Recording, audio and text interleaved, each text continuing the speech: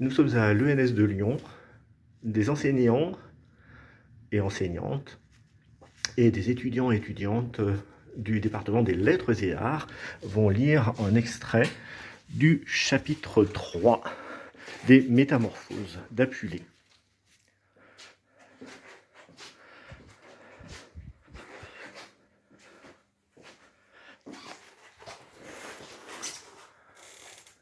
Livre 3. L'aurore, de pourpre harnaché, entamait tout juste sa chevauchée du ciel en agitant ses bras de rose, quand la nuit m'arracha à la paix du sommeil et me rendit au jour. Au souvenir du crime que j'avais commis la veille, une bouffée de chaleur m'envahit. Assis sur mon lit, jambes repliées, mains jointes sur les genoux, doigts entrecroisés, je pleurais toutes les larmes de mon corps, en imaginant déjà le forum, le tribunal, la sentence, et jusqu'au bourreau lui-même. Y aura-t-il un juge suffisamment indulgent, suffisamment bienveillant pour me déclarer innocent, alors que je suis souillée par un triple meurtre, maculé du sang de tant de citoyens? C'est donc ça le voyage qui devait me rendre célèbre, d'après Diophane le Chaldéen et ses prédictions. J'étais tout occupée à ruminer ces idées en pleurnichant sur mes infortunes, quand des coups retentirent à la porte, et que le vacarme d'une foule hurlante ébranla les ventouses. L'instant d'après, les battants s'ouvrirent, et des magistrats firent irruption, suivis de leurs adjoints et d'une ribambelle de gens qui envahirent la maison en se bousculant. Sur ordre des magistrats, 2 licteurs s'emparèrent de moi et se mirent en devoir de m'emmener, sans que je n'y oppose la moindre résistance.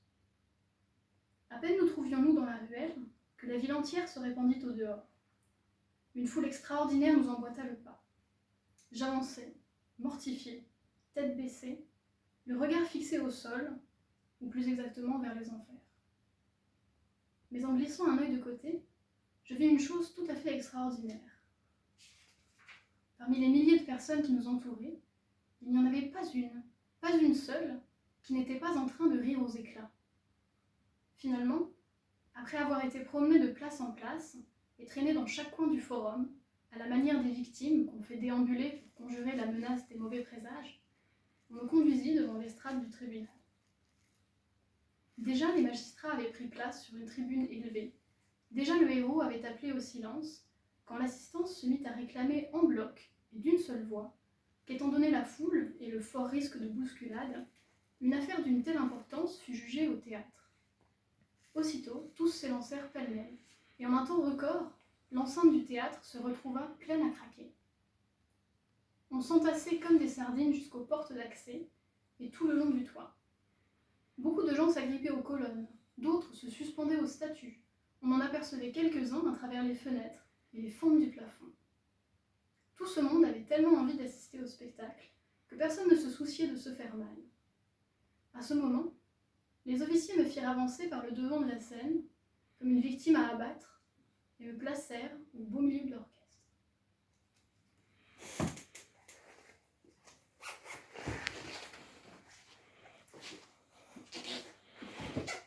On reprit depuis le début. Le héros poussa un beuglement pour appeler l'accusateur. Un homme d'un certain âge se leva. Pour mesurer son temps de parole, il versa de l'eau dans un petit vase percé de trous minuscules qui s'écoulaient goutte à goutte comme d'une passoire. Après quoi, il s'adressa à la foule.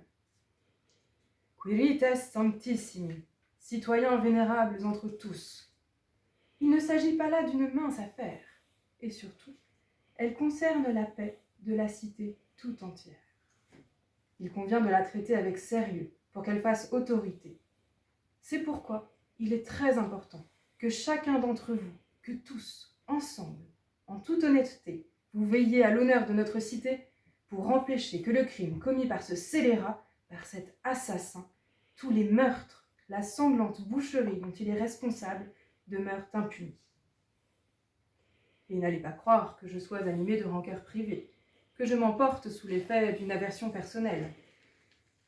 Il se trouve que je suis le chef de la patrouille de nuit, et personne jusqu'à ce jour, je crois, ne peut mettre en doute l'efficacité de ma vigilance.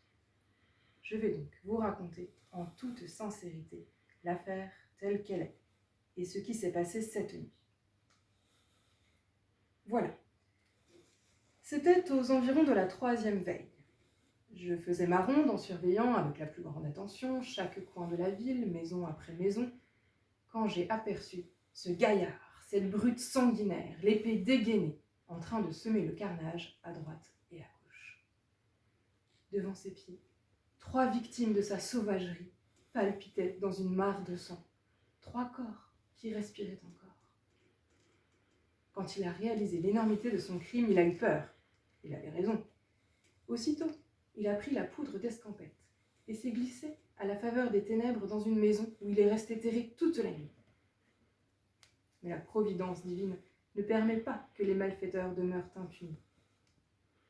J'ai attendu jusqu'au matin, et avant qu'il ne s'échappe par des passages secrets, j'ai pris soin de le conduire devant votre très noble et très vénérable juridiction. Habetis itaque reum tot caedibus impiatum, reum coram deprensum, reum peregrinum. Voilà donc un accusé souillé de plusieurs meurtres, un accusé pris sur le fait, un accusé qui n'est pas de chez nous. Par conséquent, condamnez fermement cet étranger pour un délit que vous puniriez avec la plus grande sévérité s'il s'agissait de l'un de vos concitoyens.